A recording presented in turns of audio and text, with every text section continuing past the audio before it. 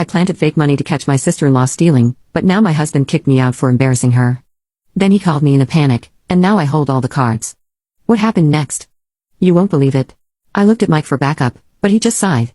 Babe, don't make a big deal out of nothing. Amanda's going through a tough time. That's when I knew something was really off. But it got worse. I started noticing cash disappearing, $20 here, $50 there. When I brought it up to Mike, he barely looked up from his phone. Maybe you just forgot you spent it or miscounted.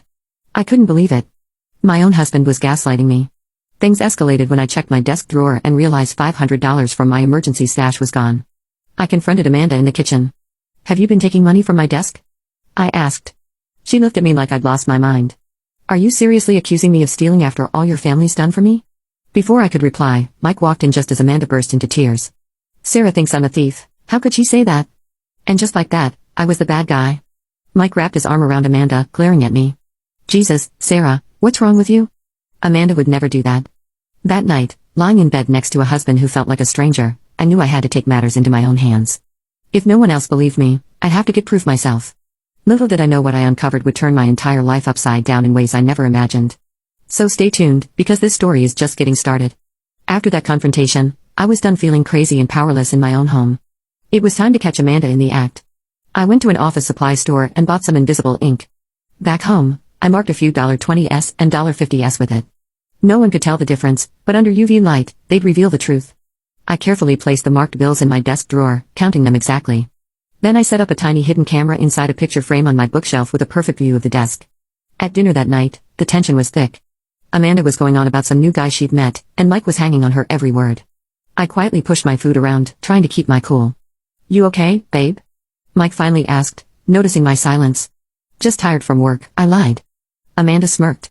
Maybe you should take a vacation. All that stress isn't good for your skin. I bit my tongue so hard I could taste blood. The next few days were agony. Every time I came home, I'd rush to check the camera and count the money. Nothing until day 4.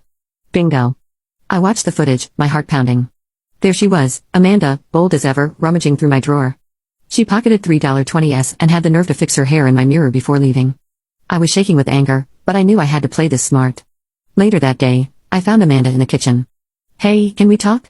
I kept my voice calm. She turned with an innocent smile. Sure, what's up? I know you've been taking money from my desk, I said flatly. Her eyes widened, then narrowed.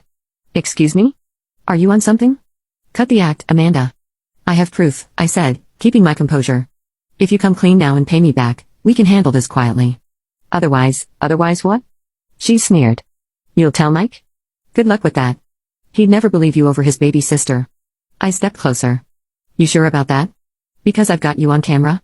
For a second, fear flickered in her eyes before she forced a laugh. Nice try, Sarah. You're bluffing. Am I? You willing to bet your relationship with Mike on that? She stormed out, slamming the door behind her. I leaned against the counter, my heart racing. I'd given her a chance to come clean and make things right, but she chose to double down on her lies. Fine. If that's how she wanted to play it, I was done being nice. The annual family barbecue was coming up this weekend. Mike's parents, cousins, and even our nosy neighbors would be there. I smiled to myself, imagining the scene that was about to unfold. Amanda thought she was so clever, but she had no idea what was coming. By the end of Sunday night, everyone would know the truth about her. When the day finally arrived, I was a bundle of nerves, having rehearsed what I was going to say over and over in my head. As guests started arriving, I put on a fake smile and played the perfect hostess. Amanda was in her element, floating around, laughing a little too loudly at everyone's jokes. Now you can watch the second part by pressing share and more.